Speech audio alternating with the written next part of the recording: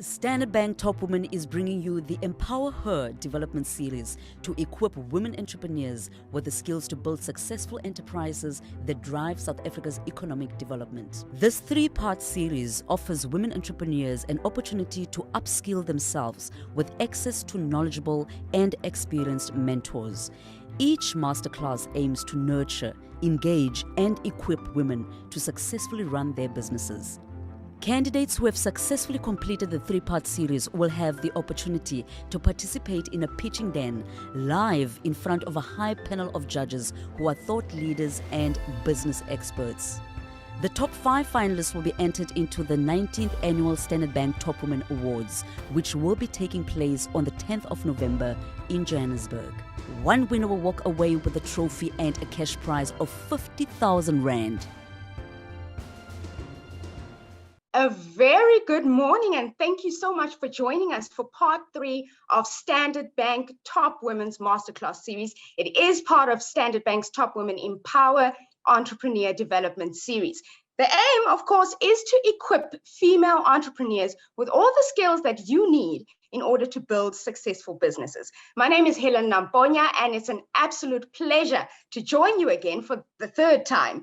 The third three-part series, rather, it offers female entrepreneurs an opportunity to upskill themselves with access to knowledgeable and experienced mentors. Now, in the first part, we covered financial wellness. The second looked at working smart. And today, we are going to be touching on wealth management. And as always, I'm joined by a phenomenal panel of women. These women have burst through the ceilings in their respective areas, and I'll introduce them to you shortly. But if this is your first time joining us, again, a very, very warm welcome. And to give you an overview, right, there are 3 parts in this masterclass series. And after these 3 parts, we are preparing for a pitching den, which takes place on the 12th and the 13th of October. Now, during this pitching den, 5 finalists will be entered into our Standard Bank Top Women Awards taking place in November. There's also a 50,000 Rand cash prize up for grabs, so it's definitely worth your while. And you must have participated in all 3 masterclasses. But if you missed out on 1 or 2, fear not. You will be able to complete those sessions that you missed via our Kajabi app, and you will find that information, of course, in our Q&A and our chat box, so you can go through and join those. And speaking of our Q&A and chat box, you know the drill. If this isn't your first time joining us, simply post your questions and your comments in the box, and I will pose these questions to our expert panel. And when you do post, please do share your name. We'd love to know who you are. We'd love to know where you're from, the industry that you were in before, I go through your comment or your question. On social media, you can find us on Twitter as SB Top Women. Facebook, we are Standard Bank Top Women.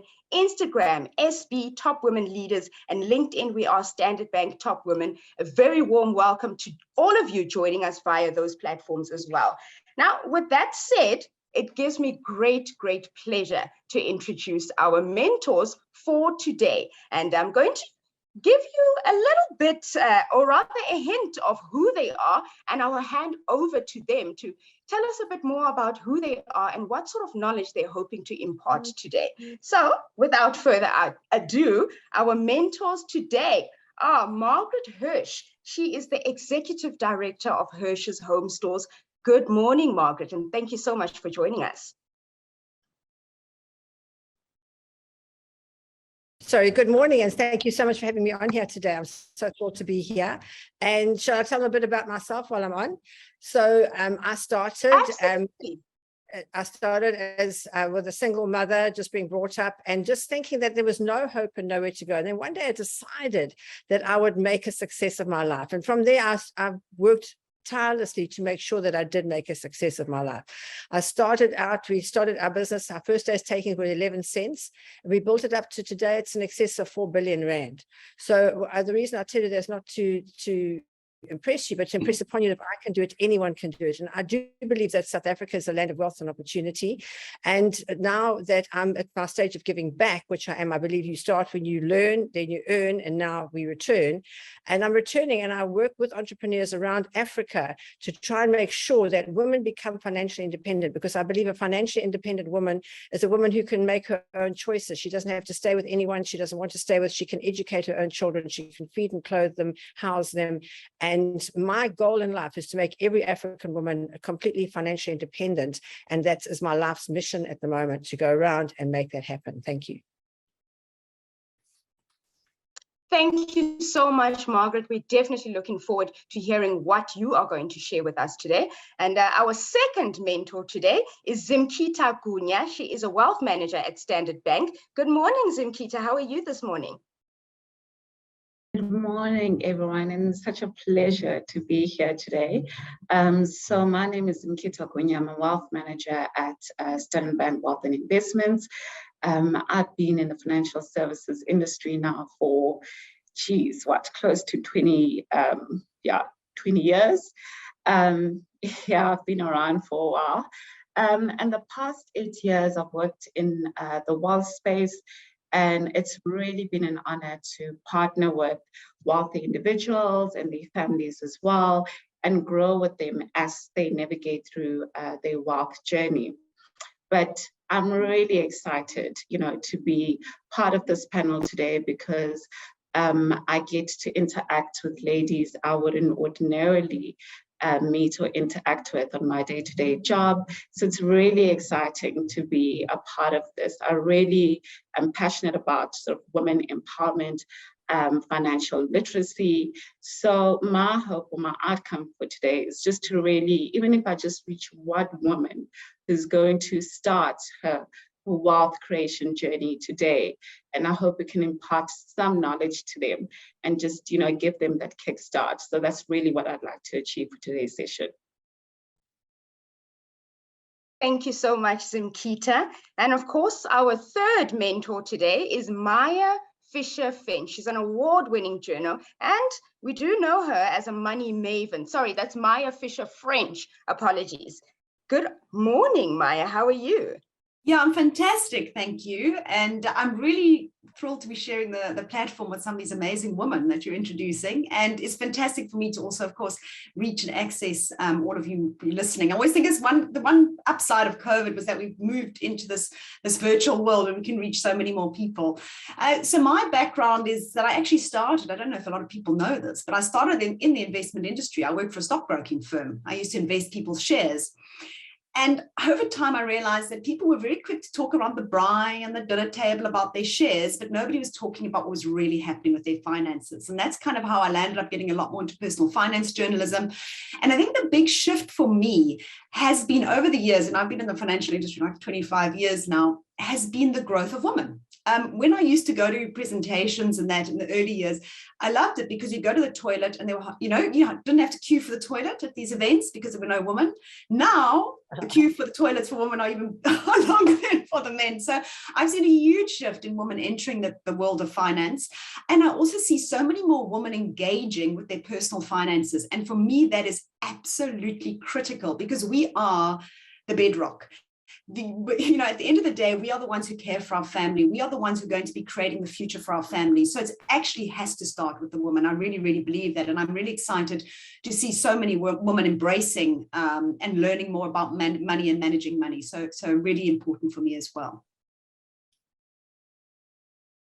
Absolutely, definitely an important aspect. Looking forward to hearing what you're going to share today. And of course, last but not least, as part of our mentors today is Thembelihle Mjaji-Mbata. She is the Chief Financial Officer at Community Schemes Ombud Services. And today she's going to give us a bit of insight into the entrepreneur that operates in the public sector, which is one area that we haven't covered in the past two masterclasses. Good morning, Thembelihle. Good morning, Helen. How are you? And good morning. I'm very well, thank you. How are you? I'm good, thanks. I'm so excited to be here. And yeah, I really believe what I want to impart is that other side of an industry that is hardly explored, you know, in the context of the country, in the context of corruption, in the context of everything that's going on. There's a bit of a light sunshine rainbow on the other side. So I'm a chartered accountant by profession, chartered accountant that chose to pursue the public sector space, not where everyone goes to. So I did start my journey in private sector, in the audit firms. And then I've been in the public sector space for 10 years now. And I pride myself as being the queen of the clean audit and making sure that we empower, we sustain our service providers. And also what I'm passionate about is women empowerment. So I want to see a lot of female players in the space, you know, so I'm here to impart the knowledge, how they can navigate that big industry called public sector and government. And I'm hoping to impart that knowledge and some few tips there. Looking forward to it. Thank you.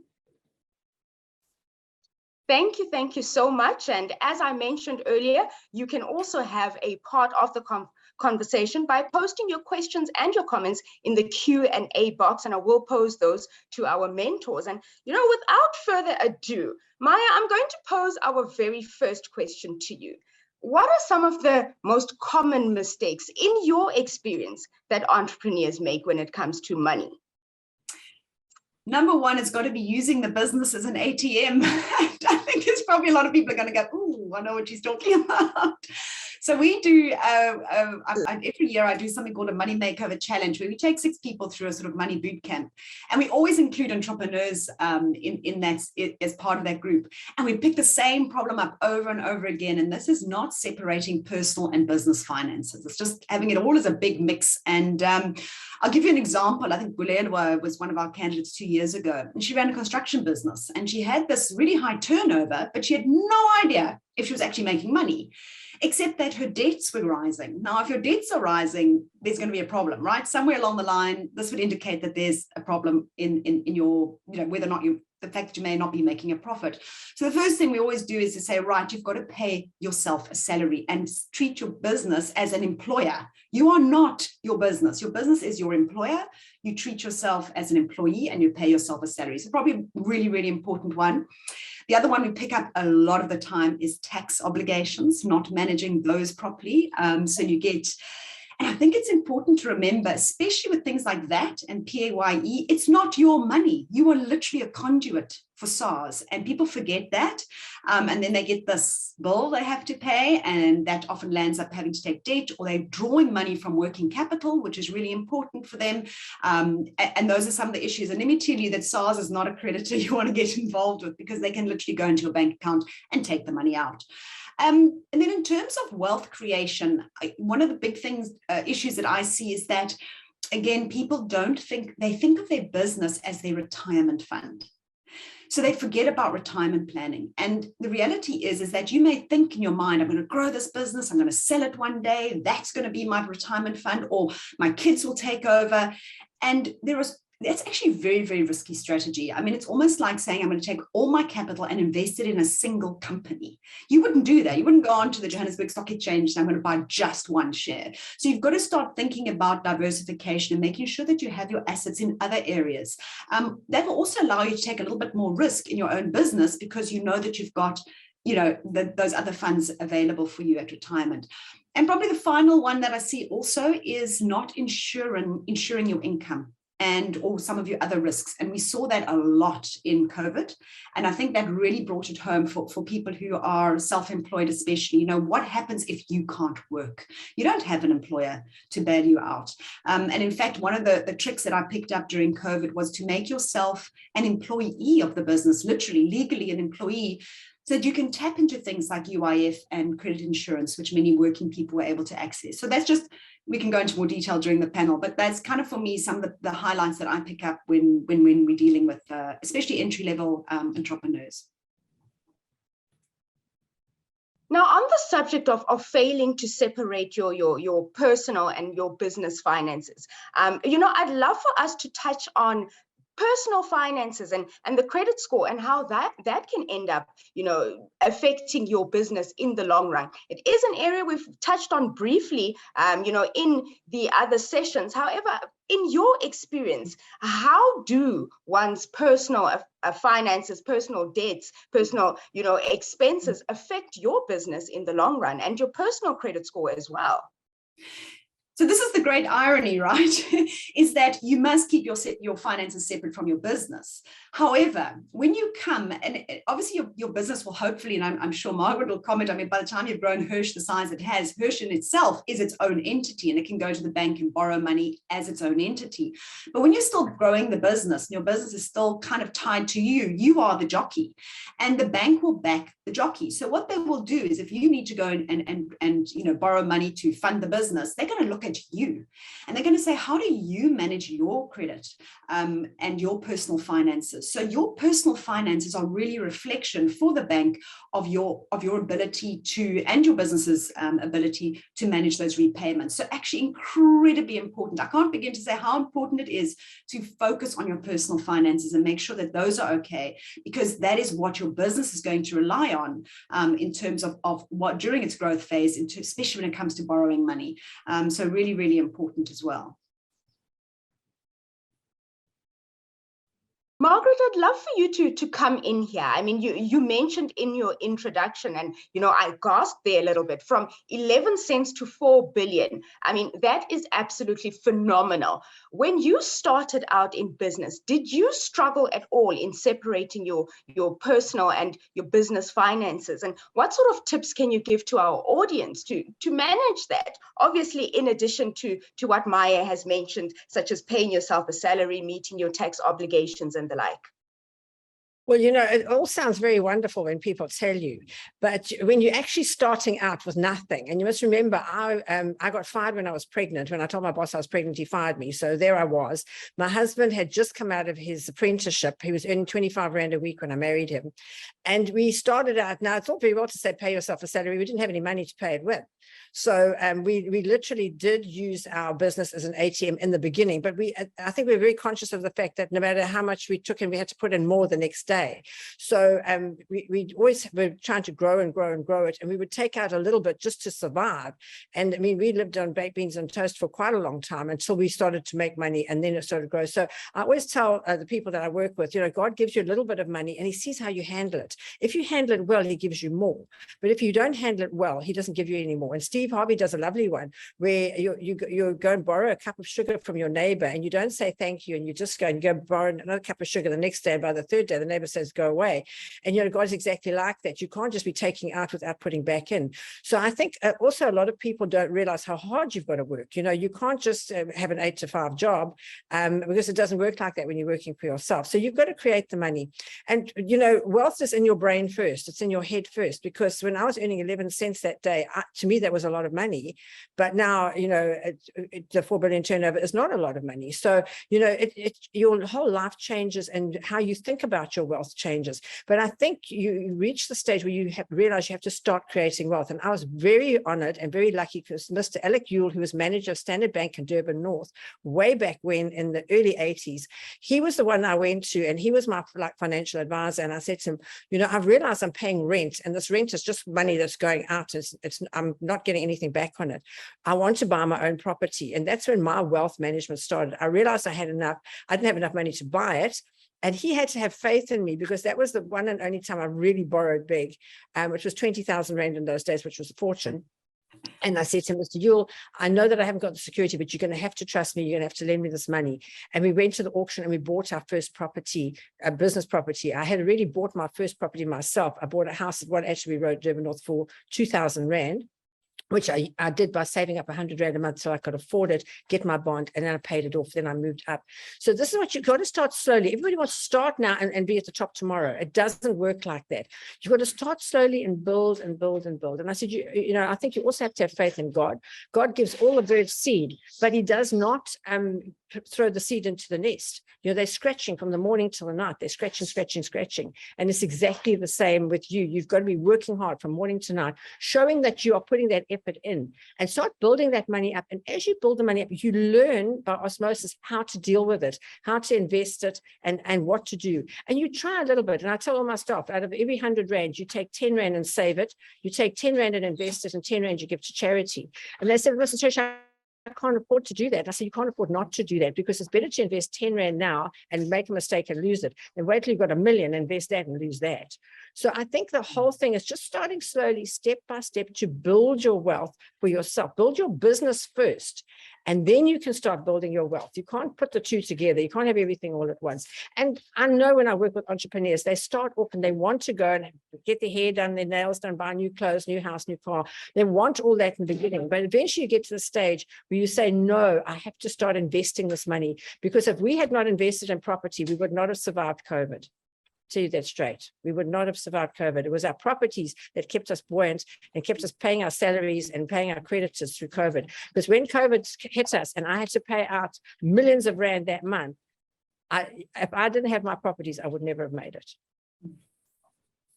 Comment from Karen Bailey. She says, we also started up with very little and huge debt. We worked very hard for many years before we had plenty to be able to pay back and help others. And, you know, Margaret did touch on this when she said, learn, earn, and return. That's definitely something that is going to stick in my mind. Karen also says, by God's grace and goodness, integrity, and good work ethic, we were blessed. Do feel free to pose your comments and your questions in the chat box or in the Q&A. I'll do my best to ask as many of those questions as I possibly can. Now, Margaret, you spoke about growing wealth, and often we use the terms growing wealth and growing your business interchangeably. What would you say are the differences between growing your business and growing your wealth?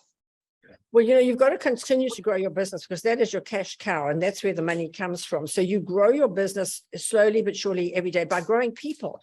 You know, a lot of people, when they become an entrepreneur, they want to do it all themselves. And people say to me, what was the most difficult thing you had to do? And I say to them unequivocally, it was to learn to delegate, because I could always do it better myself. I was faster than them and I used to do a fantastic job, but I couldn't do it all. So I started to learn to delegate, and that was growing my business, delegating and empowering my staff. And I remember in 1994, I sold all my trucks to my drivers and empowered them, set them up in their own businesses. I sold my bakkies to my technicians and set them up in their own business. I did this all the time so that all of my staff worked for themselves and not only for me. So that was a great big learning curve there. And by doing that, my business got stronger and so did theirs. But while I was doing that, I had to take a section off all the time to start growing my wealth, to start making sure that my money worked for me instead of me working for it. Today, I don't have to work for my money. It works for me. And that is what I try and teach people to do. So you build the business, but you take a little bit out all the time, whether you call it your salary, your investment, or whatever you want to do. And you start to grow that and you learn how to grow that. You know, I tried stocks and shares. I was hopeless at it. I lost money. Never going to do that again. I started with property. My money, I could see it growing. I could borrow on it. I had access bonds, and that worked for me. Different things work for different people. And, you know, there's no textbook that's going to tell you how to get your business right and how to get your wealth right. You have to start working it out for yourself. Thank you so much, Margaret. Now, Zimkita, I'd like to pose the next question to you. And, you know, it's also around growing one's wealth. From your perspective as a wealth manager, why is it important to grow your wealth? Yeah. Before I answer the question, just touching on what Margaret said, it's actually such a pleasure and an honor to hear that your first financial advisor was a Standard Bank employee. So that's really good to hear, Margaret. Just going back to the question around the importance of growing your wealth. So let's just take it a step back and sort of define what is wealth and how do I actually measure my wealth.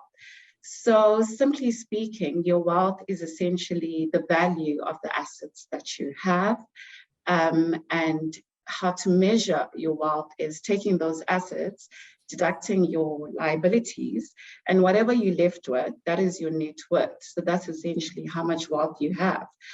Because a lot of people, I mean, there's misconception around People think that, oh, in a good salary, I'm doing quite well, my salary grows every single month, I'm able to pay my expenses. But if you don't have assets, and in particular assets that appreciate in value, then you really don't have much wealth. So it's quite a sobering exercise to actually look at, what is my wealth, what is the value of my wealth, and net of my liabilities, what am I left with? So going back to your question around why is it important to grow your wealth? And both Maya and Margaret have touched on this. So COVID-19 was a classic example. I mean, that was a period where businesses were not trading, and the small businesses in particular were impacted quite heavily. So if you were a business owner and you had to shut down and you weren't generating any income, or if you were working in a small business and you weren't earning an income, you were in trouble during that period. Granted, some people had some savings, but even if you did have savings, I don't think we all anticipated that extended lockdown period. So people actually ran out of savings. So in moments like that, it's actually important to have assets that actually generate passive income. So you can lean on those assets in terms of instability. And I mean, even now we're seeing all these sort of exogenous factors that are influencing or impacting global growth.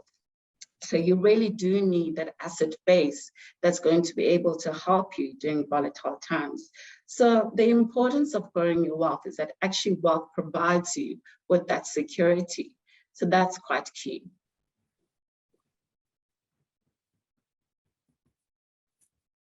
Thank you for that, Simkita. As far as being wealthy and being rich are concerned, again, those are terms that we use interchangeably. But what exactly is the difference between me being rich and me being wealthy?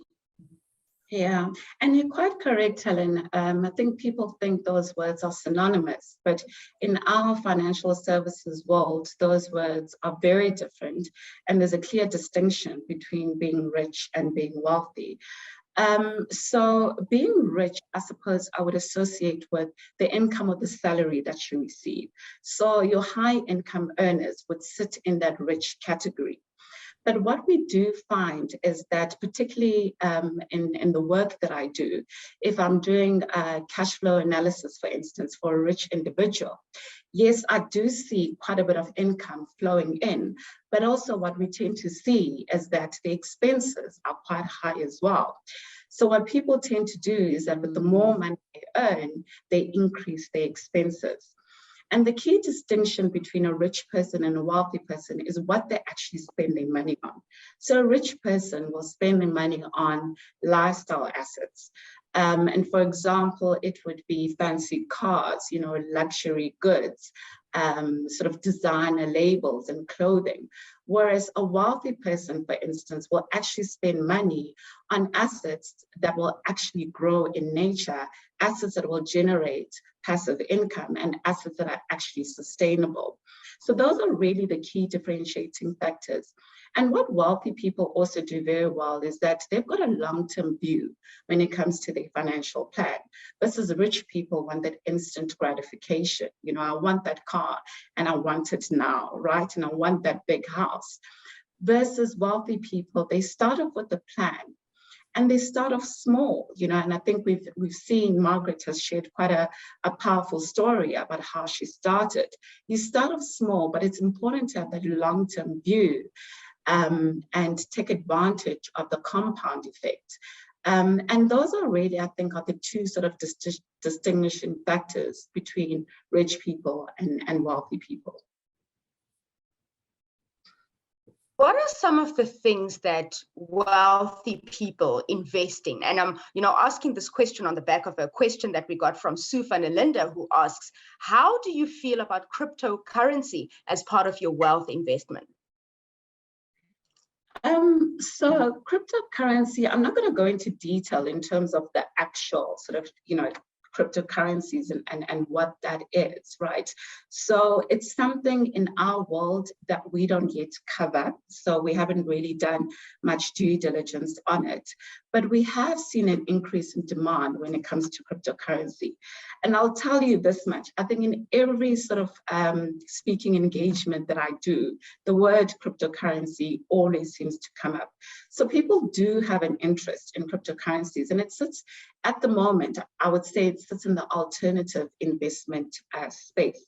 It is decentralized, and it's something that I suppose a lot of asset managers are still learning to grasp and not quite understand, because it's very different from your normal sort of, equities or asset classes that we're familiar with. And it's very difficult to advise someone when you don't really understand the underlying and what influences the growth or the detraction. So there is a demand for it. And I mean, I'll also use it as a diversification strategy. And I think Maya just wants to weigh in on that as well. But it is something that I do believe if you want to diversify your portfolio, you do need to start looking at alternative asset classes and looking at other ways of growing your wealth. Maya? I get this all the time. You can imagine everyone wants to invest in cryptocurrency. And, for me, you spoke about being rich and wealthy, and there is this perception that crypto is a get rich quick, and that's why everyone's so interested in it. And I fundamentally believe, and I'm going back to comment Margaret made, she said she tried shares, didn't work for her, she likes property. You need to know and understand what you are investing in. By the way, I don't like property. I'm a shares person. You can understand. I grew up, I cut my teeth on buying and selling shares on the stock market. I understand it. It's something I understand. And that is why I can invest in it. Margaret understands property. If you can fully understand crypto and understand why the price is the way it is, the direction it's going in, then by all means, that I can tell you very, very few people do. And they're just doing it because someone's told them to do it and they think they're going to make money quickly. And that concerns me because we've seen the rise and fall of crypto assets valuations. They're all over the place. They're like a roller coaster. And if you're putting all your money in there, hoping you're going to make money, you're taking really, really huge risks. So that's kind of my comment on it at this stage. Yeah. And I think, just tying in with that, it links into behavioral finance, right? Because people tend to follow trends. And I think that's why the word keeps creeping up every time we have speaking engagements, because you heard someone made so much money. But, in the true essence of it all, if you don't really understand what it is that you're investing into, then rather, stay away from it. Unless you want to play around, you've got a little bit of money you want to play around with, you want to diversify, you want exposure to a different asset class, go ahead and do it. But it's very, very important to understand the underlying investment that you're actually investing into, and also understanding the exogenous factors that are actually going to impact what the investment that you have or the asset class that you have. We've spoken a lot about, investing in shares and investing in property. What are some of the other areas of investment available to the wealthy? Yeah. So the shares and the property, that's obviously the most spoken about. South Africans love property investments. But that trend has actually shifted over the last, call it 10 years. So historically, property used to be sort of the major asset class that a lot of South Africans are invested in. And what we see now is a trend towards equity, so the stock market, because we've seen a sluggish growth in the property market. So people now are investing in equities, and this can be in the form of direct equities, but also in the form of unit trust. So the unit trust has actually made the investment world far more easy and far more accessible for a lot of people, because you don't really need a lot of money to do it. And equities over time tend to outperform other asset classes. That's if you do stay invested for medium to long term. So outside of equities and shares, we're also seeing a growth in the alternative investment space now, and that's in the form of private equity. So private equity is not your listed equity, so it's also companies, but it's private companies.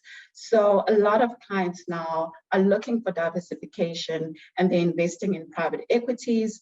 Hedge fund is also another way of diversifying away from your traditional equities, and cryptocurrencies, as we've just spoken about now. Another trend I see that is growing is collectibles. So we've got high net worth individuals now that are actually investing in luxury items that actually grow in asset value. So that can be in the form of artwork. Wine is another one that's becoming quite popular now, and luxury cars as well. But also, I mean, today we're speaking to a lot of business owners and entrepreneurs. Business interest is also considered a form of investment. And that could be you being actively involved in your business or owning a share in a business as well. So those are the most common sort of forms of investment.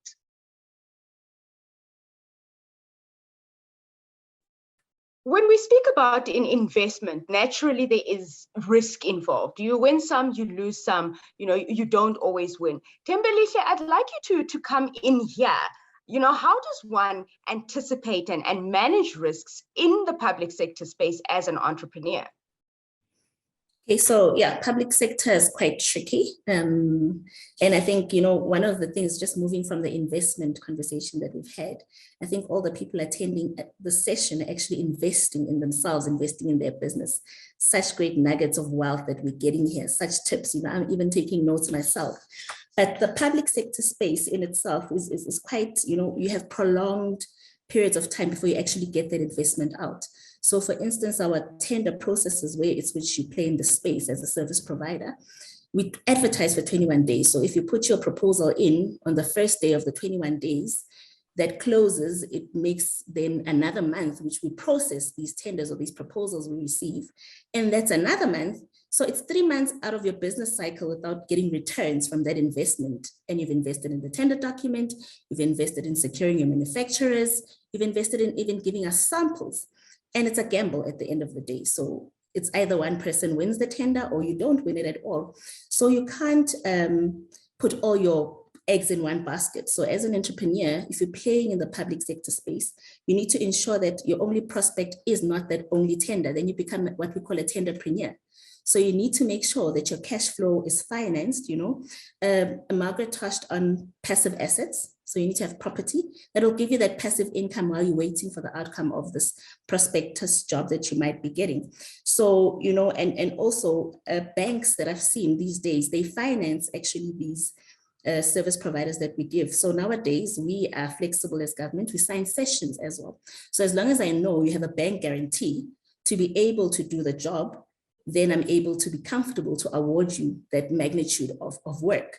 So bridging that gap, I think, is something that we need to collaborate more with the banks, that if I'm guaranteeing that I as government have awarded this person, there needs to be a certain cash flow for the services to flow, then they're able to manage their finances, they go to Zinkita, they manage their wealth.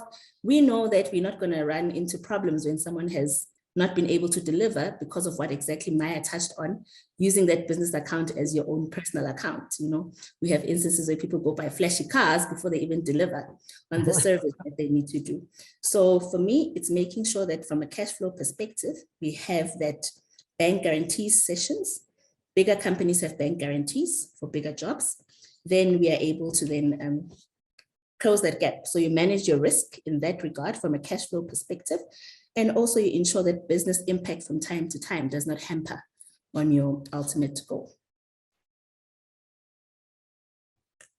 Margaret, let's talk about, that income when it comes in. You obviously have a wealth of experience in the business arena. Now, when you get that big paycheck, how do you resist splurging and invest instead? Because it's very easy to go and buy the fancy car or go on holiday versus investing because you think another check is going to come, I'll invest that. How do you avoid that temptation, that little devil that's whispering, just buy the car? Well, one of the comments came in and said discipline, and discipline is the biggest thing. If you want to be successful as an entrepreneur, you have to be completely disciplined. And the formula that I teach to all my entrepreneurs is you've got to plow that money back into the business, because what does business need? It needs funding. You don't need to go and get it from the bank, Standard Bank, but you can make that money and plow it back into your own business. Then you don't have to borrow it. And the nice thing is you never have to pay it back. So I think the first thing is to grow your own business to the size that you want it to be. Now, for somebody like me, I just just kept growing and growing and growing. I kept on, I always used to add a naught. When I did my goals, I would add a naught and say, that's how much I want. This, I mean, I started with, I told you 11 cents, then we went to, you know, 11 Rand, and then we went to 110 Rand. So it grows very slowly, but you keep adding a naught, and it just does start to grow. But as it does, you start to find out that you need to buy your own property, which we did. Then you need to buy your own vehicles, which we did. Then that wasn't working out. So then I sold my vehicles to my drivers at a cheaper price, and now they run them. And then I went on and I invested in a second shop, because then obviously I would do double the turnover, so we thought. But and so you grow gradually, and you invest the money that you're making back into. And it is very difficult when you, especially when you know, I grew up poor, so I started to see this big amount of money, and your urge is to spend it.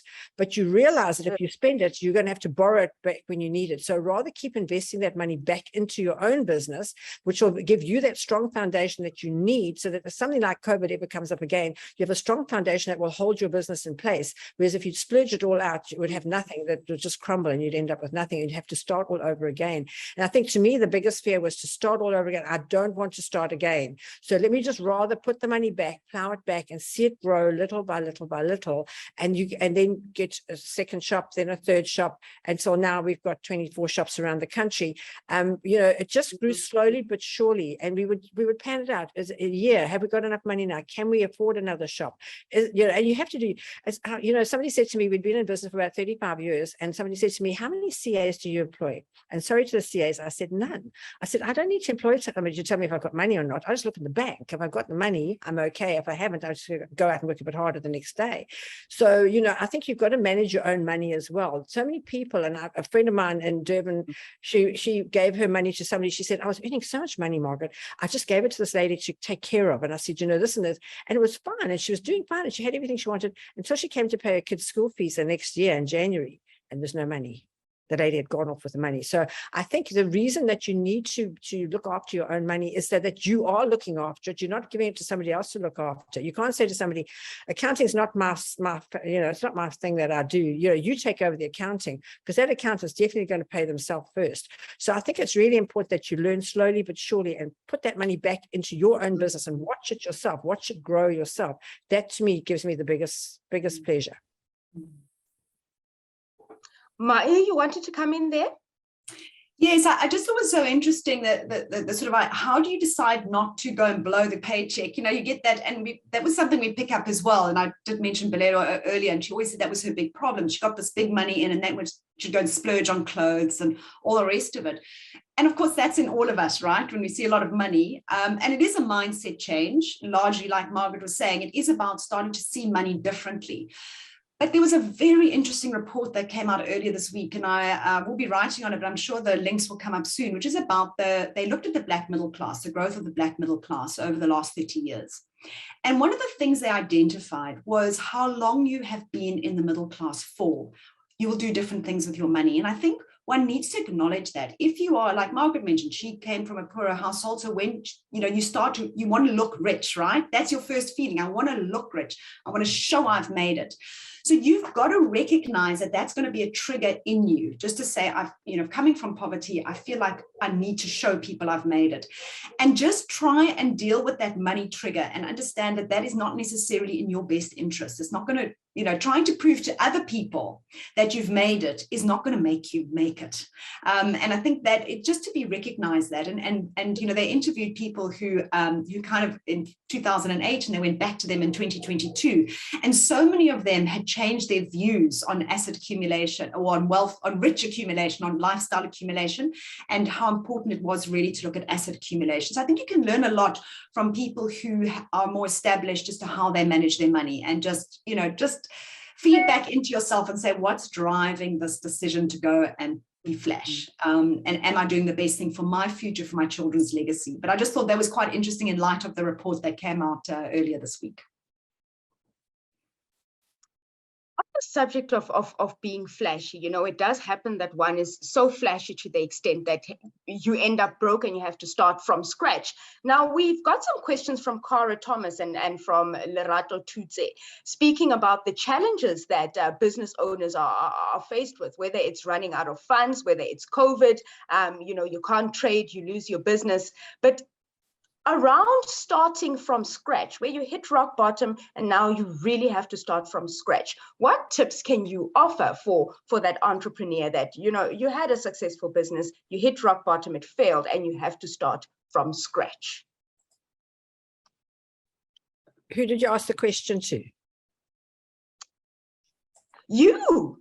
Oh, me. Okay. So that is my specialty. So I have, I'll tell you a story. A lady came to me and she said to me, Margaret, I'm 56 years old.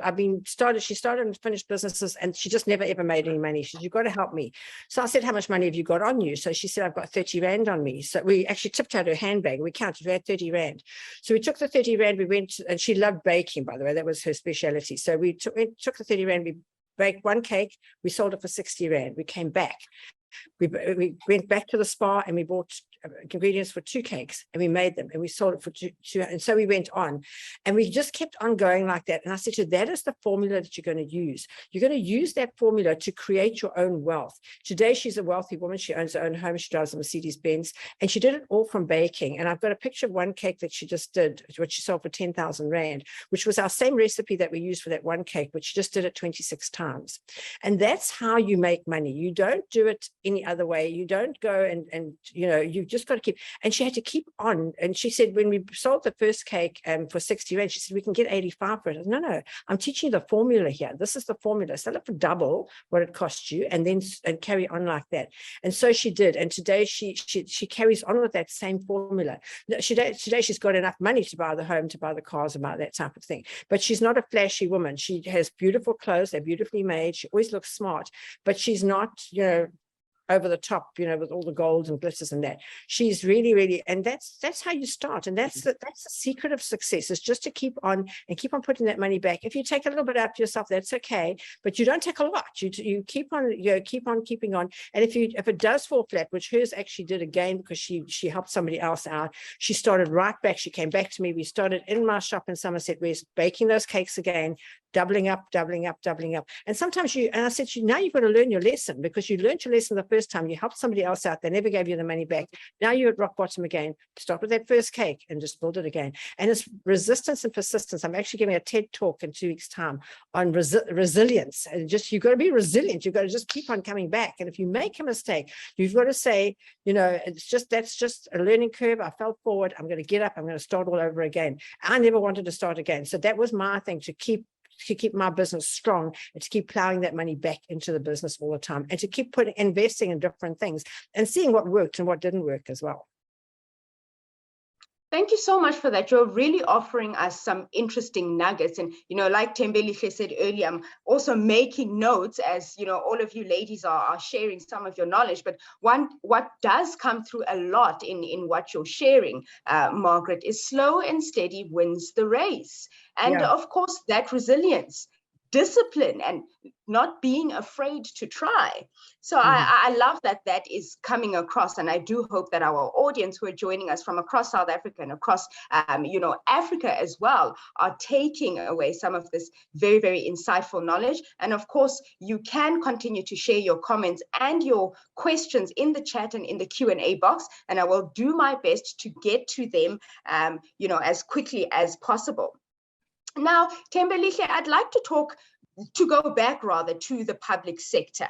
As far as business growth is concerned and wealth growth is concerned, what sort of agencies or tools are available in the public sector to assist an entrepreneur with, you know, wealth investment and wealth creation? Okay, I think, this is a space where it's underrated again. And I'm here to demystify it and tell you, look, you don't have to go and spend the 10 Rand that needs to feed you to be able to sustain your business. So we have agencies, for instance, like SETAs. So the SETAs, the government SETAs, any sector that you're operating in, whether it's engineering, whether it's water, whether it's property, whether it's banking, we have SETAs in the government space. These agencies, they provide human resources to you. So they provide the human capital, which they pay. So you train, then you therefore get human capital at a minimized cost. So it's benefiting you, you do that.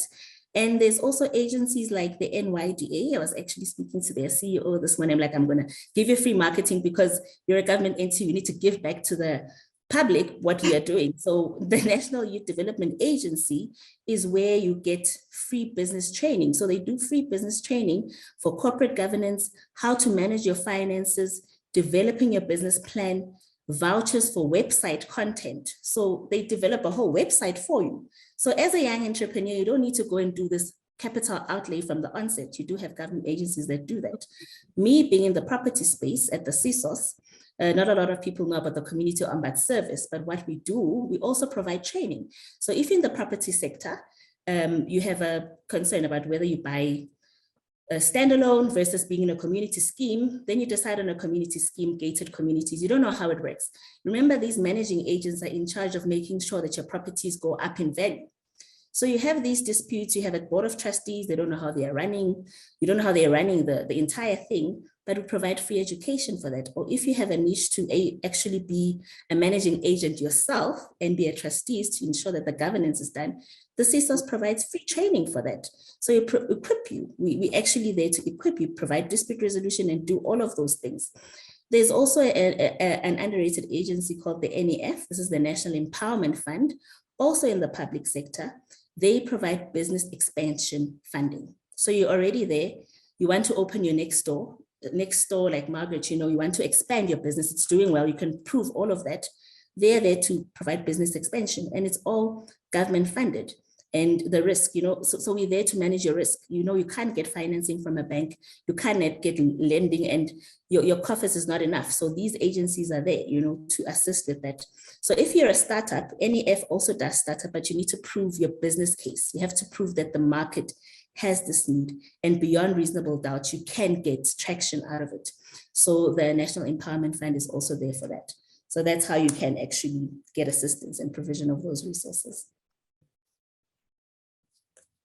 Thank you for that. So we've got the CETAs, we've got the NYDA, we've got the NEF, and I do hope as well that those joining us today will take the time to look up those agencies and, of course, find out the requirements for funding and for business support for wealth investment opportunities as well.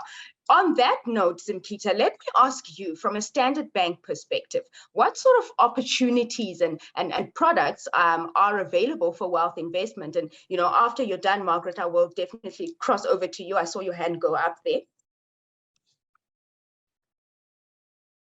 Margaret, do you want to just touch on the topic that Emilisa was speaking about, and then? Yeah, thank you. So I was going to just tell a quick story, and it's such a true story. My friend Indrani Govinda was absolutely destitute. She was left with 2 little boys. Her husband ran off with a floozy, and she just didn't have any money, but she had to go and pay her electricity bill, and all she had was 50 Rand. So she went to the local municipality to pay her electricity, and when she got there, she said, "This place looks so scruffy outside. Why don't you cut the grass?" And they said, "We put a tender out, but nobody came to cut the grass." So she said, "Well, I'll cut it." And they said, "Okay, we'll pay you the 50 Rand that you were going to pay for electricity. You can keep that, but cut the grass." So she cut the grass outside the municipality shop place there where she was. With that, they said, "Here's the tender forms, because we haven't got anybody to do the tender to cut the grass between Durban and Pietermaritzburg." And long story short, and she tells it much better than I do, she got the tender just by filling the form. The girl helped her. She didn't even know how to do it.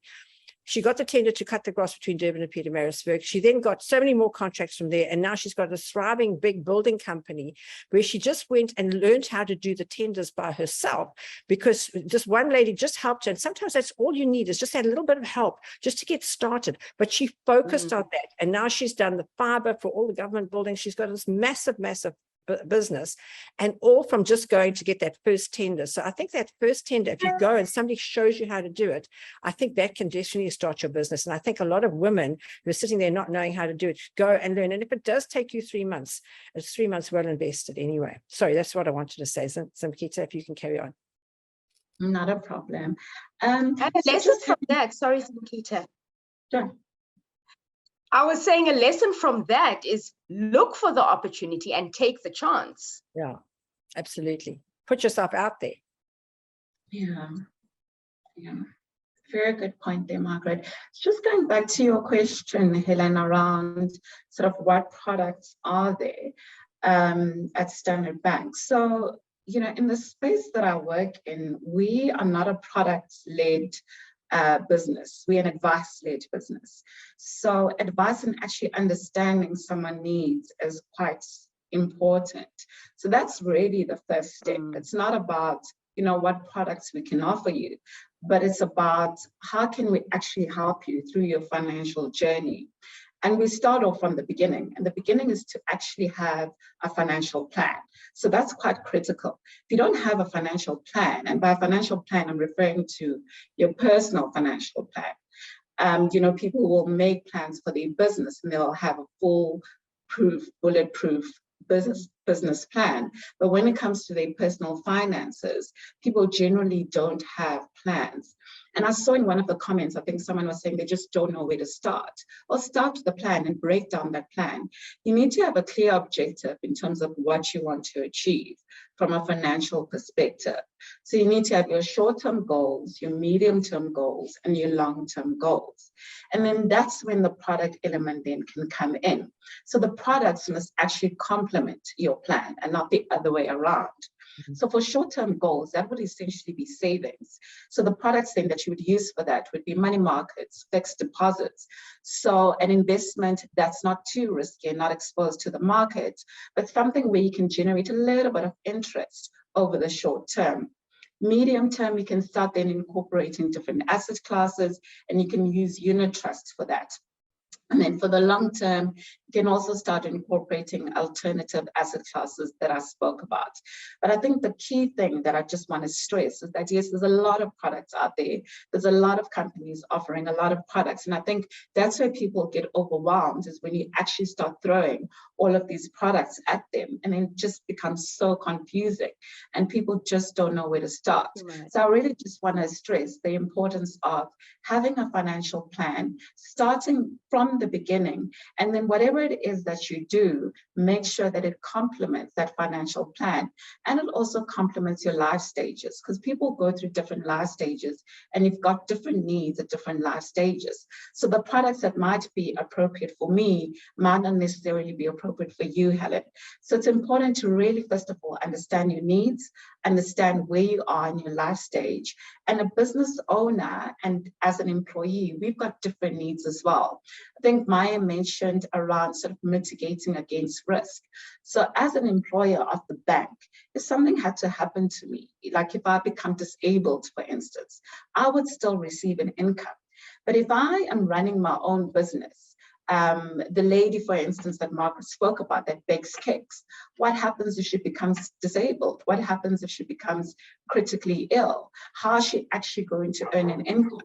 So it's important then to look at those products, and those would be disability policies then that would assist in terms of giving an income or a capital for you to be able to sustain yourself. So that's kind of, the last step would be the product element. But I think the beginning for me is really look at your circumstances, have your goals, establish them up front, and monitor those on an annual basis. And I think also be realistic with your goals, both short, medium, and long term. Maya, I see you've got your hand up. Yes, I thought I should actually just mention a specific product, which, I work for myself, I'm self-employed. And one that is incredibly important, and by the way, I have all the risk cover in place, income protection, but these are often dissed as a product, retirement annuities. And there's a lot of controversy, and you'll see a lot of people on Twitter with opinions about it. But as a self-employed person, the protection against creditors is extremely important. Any money that you put into a retirement annuity product cannot be touched by your creditors. It's about the only asset that your creditors cannot come for. And I think that's something that should be considered. That's actually a very, very important feature of that people never talk about. Yes, there's a tax advantage, you can lower your tax and all these things, but the fact that there's a product that can protect you from creditors as a self-employed person, pretty important feature. So I just wanted to add that in as a product to consider. What are the tools? No, please do continue, Zimkita. So I just wanted to touch on that. I mean, yes, there's various products that one can take, to sort of protect. Endowments are also a form of protecting against creditors, but you have to hold them for these 3 years. But I think just going back to just what I wanted to reiterate is that your focus should really be about what are you trying to achieve. versus, I'm using this product because I can benefit from a tax perspective or from a creditor's perspective. But it's really about, what am I trying to achieve and what products are going to be there to complement, because the rules and regulations around products change all the time, particularly around tax planning. So yes, it's important to invest in sort of tax efficient structures, but the rules around that change on an annual basis. So when you're thinking about products, your primary focus shouldn't be about, where can I save on tax, but it should really be about what is it that I'm trying to achieve and what product is going to complement that. Zimkhitha, you touched on endowment. Now, for those who don't understand what an endowment is, or can you take us through that? So an endowment, it's essentially what we refer to as a life wrapper. And it's usually a product that you can access through a life company, because you need a life license in order to sell endowments. Endowments sit under the Long-Term Insurance Act. So you actually need a life assured for an endowment. So I'm going to make an example, for instance. So I'm Zimkhitha, I'm planning to save for investment for my child's education. But I also want to ensure that whatever it is that I invest into is tax efficient, and also I can nominate a beneficiary. So that's the advantage of an endowment versus a unit trust, for instance. Within that endowment structure, you can actually nominate beneficiaries. And what that does, so over and above, obviously, the investment, the underlying investment and what you're trying to achieve, is that if something had to happen to me, and this is essentially a savings for my children, if something had to happen to me, an endowment will actually pay out to my beneficiaries. It's one of the very few investment vehicles where we don't actually have to wait for the estate to be wound up before the proceeds are paid to the beneficiary. So there's an estate planning advantage there. And also from a tax perspective, if your tax rate is higher than 30%, there's an advantage to invest in an endowment. But it is restricted though. So there's pros and there's cons. First 5 years, you are restricted in terms of withdrawal, but that can actually be a benefit because then it's a disciplined form of investment. So within the first 5 years, you can only make one withdrawal.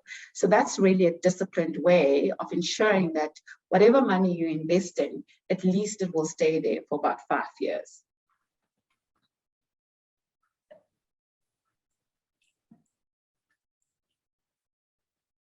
Are there any disadvantages to endowment? Yeah, so the one that I mentioned is obviously the restriction period of 5 years, and the other is the cost element. So it will cost you more to invest in an endowment versus if you invested directly into a unit trust. So let's say I want to access a fund, and if I access the fund directly using the fund manager, I'd pay less fund management fee and no administration costs, versus if I had to access via an endowment, there'd be an administration cost that's included because I have to access it via a platform. So really those are sort of the top sort of two disadvantages. But once again, it just goes back to what are you trying to achieve? It's not for everyone. If you've got a tax rate of less than 30%, I wouldn't obviously recommend an endowment because you're not getting the tax benefit. So those are the things that you need to think about. You weigh out your pros and your cons. I'd like to ask this question to you, Zimkhitha, in terms of when can a business actually consider itself to be wealthy? At what stage can you really consider yourself a wealthy business owner or running a wealthy business? Yeah, I think let's put that question out to the entire panel. So I mean, I'll give it a go first. And I think for me, wealth is quite relative. So what I would consider to be wealthy is obviously different. And that's why I'm saying, let's put it out, to the panel, because we've all got different views of what wealth is and what wealth looks like. And we all want to achieve different things. So for me, I might think that, if I'm running at a profit, we're making enough just to keep the lights on, I'm okay. Versus somebody else where they saying, I actually want to double the profit of my business in a year's time and triple it in 5 years' time. So it is a relative, type of question. But just going back to the basics once again is, what is wealth? How do I measure my wealth? And how do I actually track it? So the first thing is your value of your assets less liabilities. What do I have left over? And how do I actually make this grow and at least keep up with inflation? So if inflation is about 6%, then you know that anything above inflation, you're actually growing in real terms.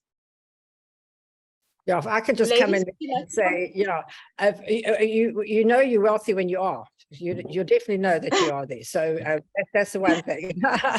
I think the biggest thing is that you're not working for your money every single day, that your money is working for you. For me, that was my wealth. I was financially independent when I knew that I had enough money, no matter what came along. I would have enough money to keep myself in the lifestyle that I like. And I have an amazing lifestyle. But I think you've got to just prepare for that. You've got to invest it very wisely. You've got to invest it in different places, because you never know what's going to happen next. And you have the life that you start living the life that you want to live, and that you know that no matter what comes up, you actually have got enough money. And it's a very, very nice feeling to have. And that is my feeling. And that's why I said to you, what I want for the women of Africa is that each one of them is financially independent. You know that your house is paid for. You know that you've got enough money coming in to pay it. You know that it's keeping up with inflation. So you know when you're there, and it's a really amazing place to be. And you've still got to stay there. You still have to have the disciplines. You still have to watch it. You can't just go, crazy. You can't just sit back and relax and think, oh, it's all going to take. No, you still, I still work a 20-hour day, 7 days a week, and I'm 72.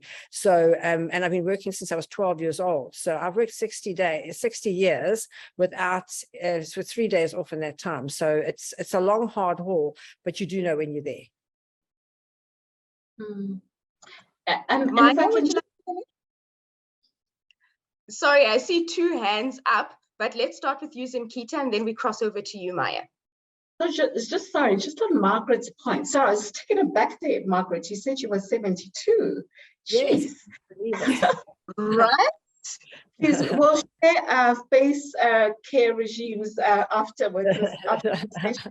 You're looking really good, Margaret. But just to touch on what Margaret said, and I'll sum it up with a very famous Warren Buffett quote, is that if you don't find ways to learn how to make money while you're sleeping, you'll work for the rest of your life. And that's really essentially what wealth is about, is being able to have assets that will generate income for you passively. The how much is enough, that I suppose is the subjective part. Yeah. Oh, yeah. Yeah, so I think for me, the question of wealth is, what is wealth? You could be wealthy because you're happy in your life. Wealth has different connotations. And I just think, Boris, I don't know if anyone's followed Boris Becker's disastrous life. It doesn't matter how much money you have. You've got to know when you have enough. And I think it's about having enough and what is enough. And I think, so when I was also looked at that question, I thought, well, how much is enough? And I thought, well, and probably similar to all of the people on the panel, having enough assets to provide me with an income for my lifestyle. But what is my lifestyle? And you've still got to ask that question, because, you could blow billions in a year, depending on your lifestyle. But I just thought I have to share with you, I asked my son this question, and I said, when is someone wealthy? And do you know what he said? And I realized he obviously listens to me sometimes. He said, when you stop trying to look rich. And I thought that was quite an interesting point. Love that. Oh my goodness. Ladies, I've got a question from Sue van der Linde. She is going back to the subject of investing, and her question is around angel investing. She wants to know, how does the panel feel about angel investing, since it was something that was quite popular in the UK? Is it worthwhile? I'm going to pass on this one because I don't know that much about it. So I'll pass to those who know more. I'm also waiting to know about angel investment. Zimkita, we're all looking at you, right? No, I'm just trying to, sorry, if she can please just elaborate on that question. and why in particular angel investing, and maybe, you know, we can just assist her with that. So I can So comment a little bit. So I'm taking angel investing as investing in startups. So an angel investor, and specifically in the tech industry, you'll find a lot of what they call angel investors who go in as startups. So I imagine that would be it. But for me, you know, you were talking a little bit earlier about diversification and where crypto falls in it and all of that. And for me, there's this risk part of your investments, and that you want to perhaps take a lot of risk, that because, you know, you could just hit jackpot. You could have accidentally invested in Facebook or Twitter or something, you know, one of these new startup technologies, and made a lot of money. So for me, it would fit into my kind of high risk, where I could lose it all, or I could make a lot of money. So for me, I think there is obviously space in opportunities to be an angel investor in especially in the tech industry. There's a lot of opportunity there, but you really, really, really don't want to be, you don't want to be putting a lot of money in there. So she did explain, private equity, typically finance. Yeah, she did explain. Yeah, so thanks for that explanation as well, Sue. Sorry, that just puts things into context for me. I didn't want to answer without having context. So someone else mentioned private equity. So because private equity is far more formalized than what it was before, and there's actually companies that do due diligence, and asset managers, they do the due diligence on your part. So you don't have to go around and look for these startup companies. There's companies that are already doing that for you. I mean, there was something that was quite popular about a year or two ago called Section 12J. So there are companies out there that actually do this for you. So you're actually not taking on that much risk. It's like an asset manager managing a fund on your behalf, but it's really about ensuring that whatever it is that you're investing into, once again, you understand the underlying, you understand the companies that you're investing into, and also, are you really aligned with the companies that you're investing into? And I think sort of a big topical thing now is around ESG companies as well. So there are companies out there that can structure this for you, formalize it for you, and they do the due diligence on your behalf. So yes, it is risk, but it's risk going into equities. It's just that in this case, it's not listed equities, it's private, companies. Comment from Precious, who says, I was also looking into angel investing. Reason being, most institutions don't feel safe funding businesses that haven't been operational for a minimum of 3 months, whereas angel investing helps with startups. Thank you so much for that input, Maya and Sankita. Margaret, I'll hand over to you. I see you've got your hand up.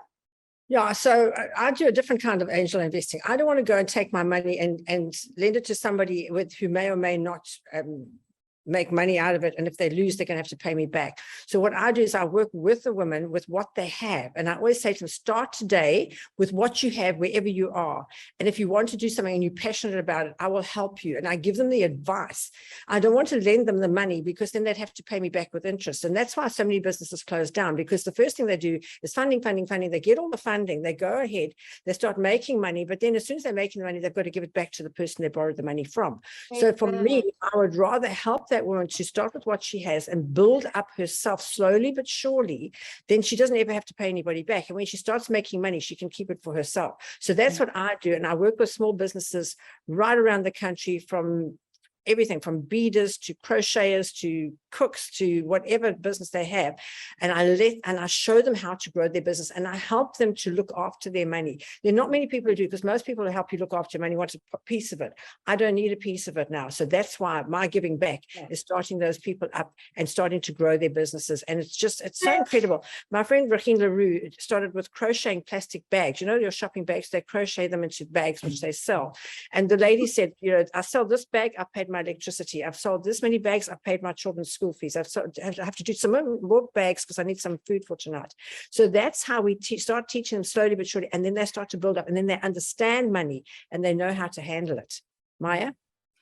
I mean, I just think, Margaret, you just said is just brilliant. And we see this all the time, and the banks will tell you as well. They say people think that money is going to solve the problem. It's actually not money. They don't. Most businesses, capital's not they'll tell you capital is their biggest issue. They need to borrow money. And it's not. It's the actual business skills and making sure that you can make that 100 Rand work for you.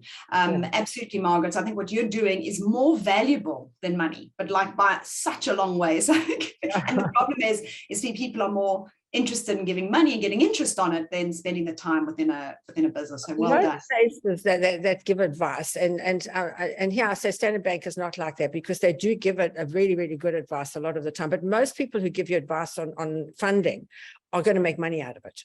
So I think that's where a lot of new businesses have to be really careful and rather go to somebody who can give you good advice. And people who give you good advice are people who've been there, done that, got the T-shirt. They're the people who give you the best advice. And don't take advice from your nail lady and the butcher and this and that. You've got to go to people who've actually made money in the sphere that you are in. You can't go to somebody who's in a completely different sphere and ask them how to do it. So I help people aligned with my type of thing, although it gets quite diversified with beaders and that type of thing.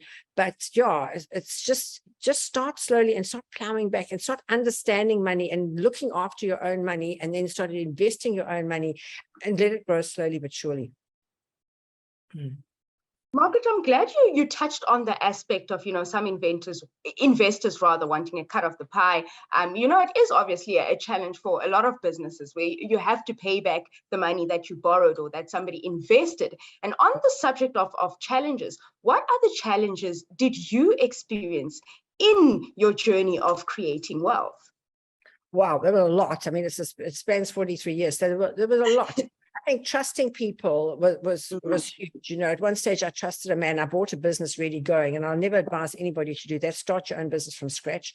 We bought a business really going where and he wanted 2 million Rand from it way back in 1988. That was a lot of money. And we had 2 million Rand. So it's just thought, this, it makes sense. This works out. But what he did is and I looked at all his books and they all looked very kosher. But what he did is he showed he paid everybody by check, but he held all the checks back. And as soon as I signed and gave him the money, he released 3 million Rands worth of checks. So I went from having 2 million Rand in the bank to 3 million Rand in overdraft in one afternoon. So I think by trusting people, I never thought that he would crook me, but he did. And when something like that happens and you think, oh my goodness, now what? It had taken me 10 years to make that money. And it all gone in one afternoon. What am I going to do? And the only thing you can do is just get back up, get back on that horse and keep going again, which is what we did. But the strange thing is it took me 10 years to make that 2 million Rand, but I made it back again in less than 2. So, once you know what you're doing, you know how to handle it. So, but that was my big lesson. 1, never buy somebody else's business. And 2, never trust anybody, no matter if he was speaking in the Methodist church on a Sunday and I thought he was like close to God, but he really wasn't. So, I think you've just got to trust your own instincts. And as women, we are so blessed that we've got our gut instinct, and go with your instinct. If somebody doesn't look right, don't do it. If something doesn't look right, don't do it. But if it looks right and you feel in your gut it's okay, just do it. And that's what I advise a lot of women to do. Thembelihle? Thanks. Just to jump in there, and that's where the passion comes in. I like what Margaret is saying. Some people do things for funny things. So in private sector, when we talk about the bottom line is the ultimate goal. In public sector, the bottom line is B2B, and the quality of the product that you provide. But at the end of the day, it all links up nicely, to economical sustainable goals, ESG, and then bring it back to the South African context. What Margaret is doing is CSI in a way, giving back without taking something back, but you're also, putting transformation and you're embedding all those things into triple BEE, which is what we are trying to do in the public sector space. So I'd like to see that coming through. I don't know how we can do with the codes, but what you are doing is such a huge investment, and only to wonder whether it is embedded in some of these BEE principles that we have. I think it's very amazing. Yeah, and I think you've also got to give back, and simple things like giving back to a school. There was a school in KwaMashu that I went, and they didn't have any toilets in the school. I mean, imagine 700 students, 43 teachers, and no toilets. So I built them toilets, and that would cost me a lot of money, and I got nothing back. But when the principal came back and said to me, Margaret, thank you for giving me back my dignity, I just thought, you know, that woman is going to be shaping the lives of so many children. To me, that was my wealth, that she had said that to me, and that I knew she was going to go out now and teach those kids so much better, because she had a Flushing Blue to go to when she needed to. So little things make a huge, huge difference in people's lives, you know. And when you've got money, you can go out and you can help others. And by helping others, you know, you open yourself up for the blessings just to flow in. Yeah. I couldn't have said it better. Like you said, learn, earn, return. Zimkita, as a wealth manager, what are some of the challenges that you have seen, you know, some of your clients experience in their journey of creating wealth and, you know, getting their business into a wealthy state? Yeah, I mean, there's a few challenges, you know, that people face, and it's different for women versus men as well. So Margaret has obviously mentioned the trust factor. I think another thing is that people just get so overwhelmed with too much information. I think we live, you know, in a time now where we expose people to so much information, and people just don't know where to start once again. And people think that you actually need money in order to make money, but it's actually the other way around. And we've seen a classic example of, I mean, who would have thought that, you know, Margaret would have started a business from 11 cents? It's just, I can't wrap my head around that. But really, it's about the principle of just, you know, starting and not procrastinating. So I think that's kind of the biggest challenge. The biggest challenge is actually not starting the process, because, you know, you're overwhelmed, you think you need money to start, you don't trust people, you're scared, or whatever the case is. So really start small. That's the one thing that you need to think about. And then you get people that actually do start investing, or they start saving, but then they don't invest in the right asset class. So that's another big challenge, is that what people then tend to do is that they put the money away at the bank, and they think that, you know, I'm okay, I'm saving, and if I've got a problem, I can take my money after 3 or 5 years. But what tends to happen is that over the 3 or 5 year period, then people then realize that that money actually hasn't kept up with inflation, and the purchasing power of that money is actually depreciated over time. So you need to be very clever about how you invest your money, and actually diversifying across different asset classes, and ensuring that you're investing in assets that actually grow in real terms over a period of time, and also not being overly concentrated in one asset class. So those are really kind of the key challenges. And the one is the one I touched on earlier, behavioral finance, and really the psychology around investment, and the emotions people have around money. And we tend to see this is that when the markets, when there's a market correction, and equities are not doing as well as what we anticipate them to do. I think someone mentioned something in the comments around the stocks and the correction in the market. People then tend to panic, and they want to take their money off the table. But what you're essentially doing at that point is that you're locking in that loss, and it will actually take you longer to make up those losses. So you kind of need to remove the emotions and the noise away from investments, and have a strategy, stick to the fundamentals. And yes, you can tweak things as things change, but don't focus too much on the noise and the market volatility.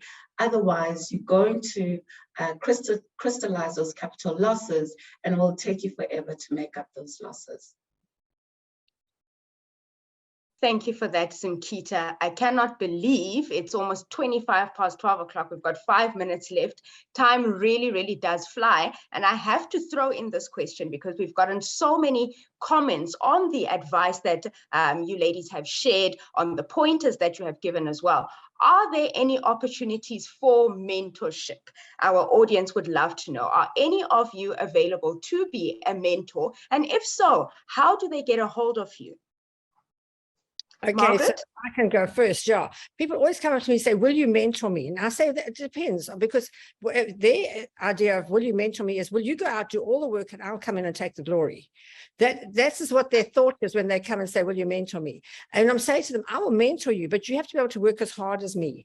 Okay, I get up at 4 o'clock in the morning and I go to bed at midnight, 7 days a week. If you can keep up with that, then I will mentor you, because that's so much effort you've got to put in to be successful. You can't, sleep until 10, get up and go shopping, and then, work for a bit and then go to bed early or watch Netflix all night.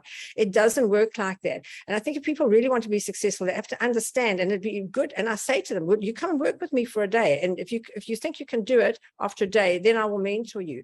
But I'm not going to waste my time and energy mentoring you, and then you sitting at home doing nothing, or when I tell you to do something, you don't do it. So I mentor my staff. I have a big staff. I have 2,500 staff, and I mentor them all every day, and all their lifestyles have improved exponentially since they came to work for me.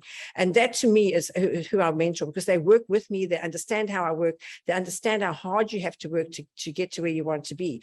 So a lot of people think that mentorship is just something. So when people come to me and ask me to mentor them, I give them a couple of challenges to do, and 99% don't even pass that first test, because they won't take up the challenges themselves. They're not prepared to put in the effort themselves. They want somebody to put the effort in for them. Maya? Yeah, so I hear you, Margaret. I get this request a lot. Can you help me with my finances? Can you help me get out of this? First of all, I do a massive amount online, and on, if you go onto my website, I respond to all my Twitter requests, social media. I probably spend 50% of my day actually directly with people. But when I say to someone, you know what? Draw up a budget for me, go check your credit score, put together all your debts and send it to me. 0.5% of people, maybe 0.5% of people actually follow up. And then Margaret, because people are just bloody lazy. And in all fairness, that's the truth. The reason you're in financial difficulty is probably because you couldn't be bothered to pull your bank statements and do a budget. And I think that's the starting point. So I think setting the challenge and saying, if you're actually prepared to do the work and send the information and start working on it, then you've probably got a signal that this person's committed. So I think I had to laugh, Margaret, when you said that, because I think that is true. But I mean, certainly I'm available on almost every platform known to mankind, and I engage and I work with people all the time. And then obviously when we do something like the Money Makeover Challenge, which we run every year, where we actually work physically with 6 people, that's also part of the mentorship. Just to jump in, if I can, mentorship also 100% agreed, guys. At the CSOS where I'm working, I run supplier development programs. So enterprises will teach you how to do that tender document. We'll teach you how to get your CSD ready. We'll teach you how to get your BE documents ready. And lo and behold, you'll have only 5 suppliers come in, get the training. Come the tender time, no one qualifies. So those platforms are there. We run those. So go to our website, www.csos.co.za. I provide that kind of platform for training in how to get into the public sector. Thanks. Can you repeat that website again? www.csos.org.za.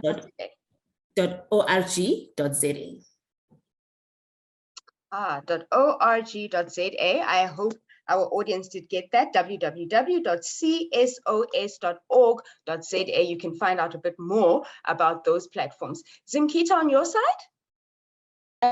So at Standard Bank, there's various ways where we actually impart and share knowledge. So it doesn't necessarily have to be on a one-on-one basis.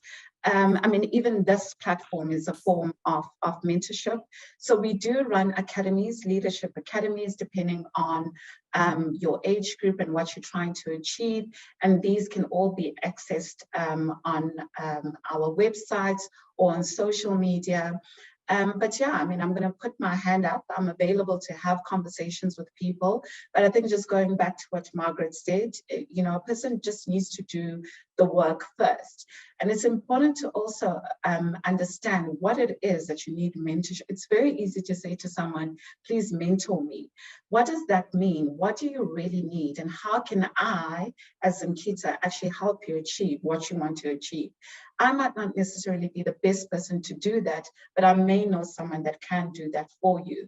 But if you're not clear from the onset, then it's very difficult for me to assist.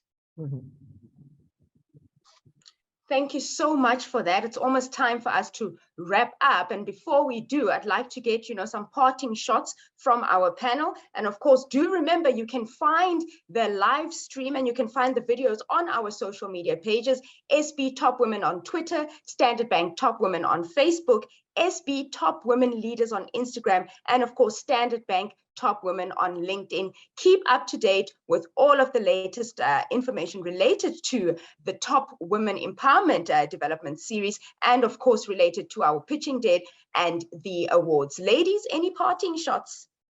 Well, okay, I'll kick off. I always say to people, you can have anything that you want if you help other people to get what they want. And as women, it's up to us to help, to give everybody a helping hand. My first entrepreneur was my domestic worker who I taught business, and she ended up having one of the best trading stores down in the Eastern Cape. So yeah, it doesn't matter where you start, it's where you finish, but you have to put in the work. You have to continue to do it every day. You have to be resilient. You have to be tough, and you've got to make sure that you look after yourself to become financially independent. If I can just quickly go next, I'm borrowing from the words of Robert Kiyosaki. He says the only difference between a rich person and a poor person is how they use their time. So today you are rich, you've invested all this time in yourself, your mental capabilities, and there's no excuse for not being wealthy from now onwards. Thanks. So I'll just mention, because what I wanted to say was just very similar to what Timothy has mentioned. And it's around the fact that, people think wealth is just merely about, obtaining assets and growing your wealth in financial terms. But you also need to think of wealth outside of financial terms. And there's ways that you can actually grow your wealth through personal coaching. I think that's quite important. Learning, growing, developing, never stop learning. And also quite important is giving back, because what happens when you are wealthy, you can then impact not just your immediate family, but your community and also the generation after you as well. So it's not just about self-fulfillment, but it's also about what legacy can you leave behind as well. Yeah, and I think for me, it really is about, as I said right up front, is separate your personal and your business finances, or at the very least, have respect for your money. And perhaps I'll use the words of Dave Ramsey. He wrote the book Total Money Makeover, and he said, if you don't tell your money where to go, it will leave. And I think even if you've just got R1, make sure that R1 is delivering something to you. So I think that would be my tip. Thank you so much to you, absolutely phenomenal ladies. We've learned so much from all of the information that you have shared today. And I do hope as well the audience has taken it in and that they will walk away, knowing the importance of discipline, the importance of doing research, the importance of trying, and of course, starting small, because slow and steady does win the race. Once again, my name is Helen Namponya. It has been an absolute pleasure, and I look forward to seeing you all at the pitching den. Thank you so much, ladies, and happy Thursday. Thursday. Thank you. Bye. Thanks, everyone. Thanks. Thank you.